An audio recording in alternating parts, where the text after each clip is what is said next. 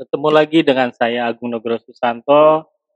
Kita akan membahas bagaimana membangun bisnis yang berkah dan berlimpah. Yang perlu kita bangun adalah sunatullah diri kita ya. Sunatullah diri kita itu kita juga harus berubah ya. Kita harus mau melakukan perbaikan atau pengembangan diri. Ya, pertama ya kita jangan terlalu nyaman di comfort zone. Udah merasa nyaman, penghasilan sudah berjalan, terus kita nyaman nggak melakukan pengembangan diri seperti dulu awal merintis bisnis misalkan. Akhirnya ya kita nyantai-nyantai, cenderung seadanya kan gitu. Jadi kita harus terus mau berubah. Lalu berikutnya sunatullah diri adalah dengan berhusnuzon ya, berpikir positif. Nah ini mungkin banyak ilmu-ilmu tentang positive thinking ya, ini juga penting ya. Kita melihat sesuatu dari sudut pandang hikmahnya juga. Jangan hanya sudut pandang yang buruk saja. Jadi kita melihat pasti dalam suatu kejadian ada sesuatu kebaikan. Nah, itu yang namanya kita berhusnuzon itu seperti itu. Juga bisa melihat keburukan di sana juga kita nilai gitu loh. Kenapa kok bisa terjadi seperti ini kan gitu. Kita melakukan perbaikan-perbaikan juga. Lalu mau harus selalu belajar ya. Kalau kita pengen menjadi pribadi yang sukses berkah berlimpah ya harus mau menggali ilmu terus ya. Dan sebagai seorang muslim planner tuh banyak sekali ilmu yang harus digali ya, tadi ilmu-ilmu fikih muamalah, dan itu banyak sekali ilmu-ilmunya, paling tidak kita kuasai di bidang kita. Juga ada juga di dalam ilmu-ilmu sunatullah di dalam berbisnis. Berikutnya sunatullah diri yang jarang sekali atau mungkin belum pernah ya saya temui ketika dulu saya mengikuti banyak seminar-seminar bisnis gitu ya, yaitu untuk menjauhi perbuatan dosa. Nah, kenapa? Karena kita ingin membangun bisnis yang berkah dan berlimpah. Dan kita yang bisa memberikan keberkahan itu hanyalah Allah Subhanahu wa taala. Dan tentunya kita harus berbaik-baiklah kepada Sang Pencipta untuk memberikan mempermudah setiap urusan kita. Nah, ketika kita berbuat dosa itu ibarat kita menabung ya.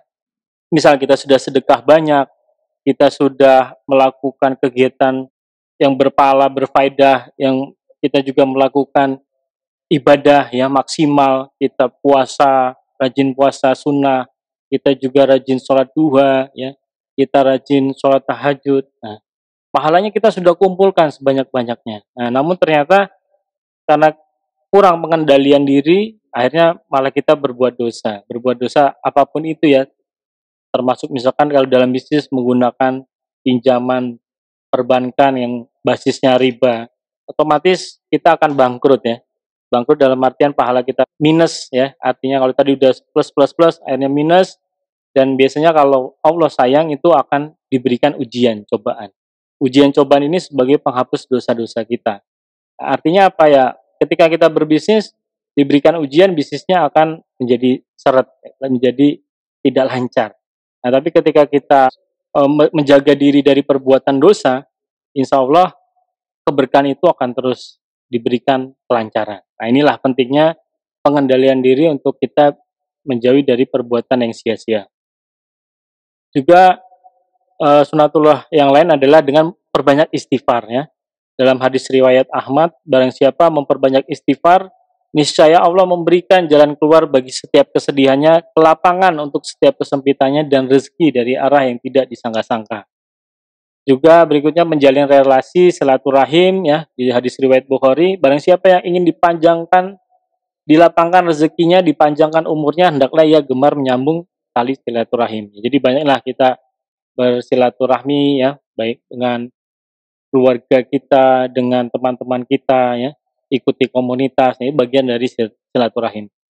Lalu juga dengan banyak memberi. Nah, mungkin ini sudah banyak dipahami ilmu tentang sedekah ya, banyak memberi maka banyak menerima ya.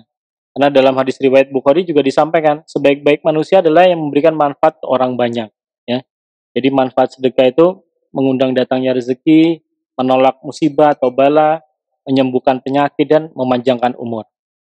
Nah, dan berikutnya kalau kita ada rezeki lebih, dilanjutkanlah dengan umroh dan haji. Karena di sebuah hadis riwayat Ahmad menyatakan, lanjutkanlah haji dengan umroh. Karena sesungguhnya keduanya menghilangkan kemiskinan dan dosa. Sebagaimana api dapat menghilangkan kotoran besi, emas, dan perak. Dan tidak ada pahala haji yang mabrur melainkan surga. Ya. Berikutnya juga selalu bertawakal kepada Allah, berserah kepada Allah. Nah, pandangan umum orang kan bertawakal itu setelah ikhtiar.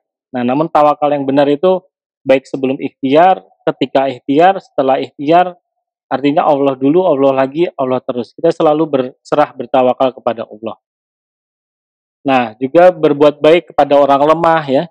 Dari riwayat Ahmad, carilah keriduanku melalui orang-orang lemah di antara kalian, karena sesungguhnya kalian diberi rezeki dan ditolong dengan sebab orang-orang lemah di antara kalian. Nah, dan terakhir adalah harus mau melewati proses ya. Ibarat kita anak tangga gitu ya. Tangga kita pengen naik ke lantai 3. Ya kita kadang baru naik buat anak tangga saja kita sudah bosan. Ya, karena kita nggak kuat melewati proses. Nah, inilah kekuatan istiqomah, kekuatan konsistensi diri ya.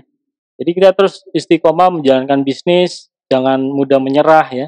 Jangan mudah melihat yang lain kayaknya bisnisnya lebih bagus lalu kita berganti bisnis lagi yang lain. Nah, kita harus terus istiqomah hingga mencapai puncak tangga kesuksesan. Itu saja dari saya tentang membangun bisnis bekal berlimpah kali ini.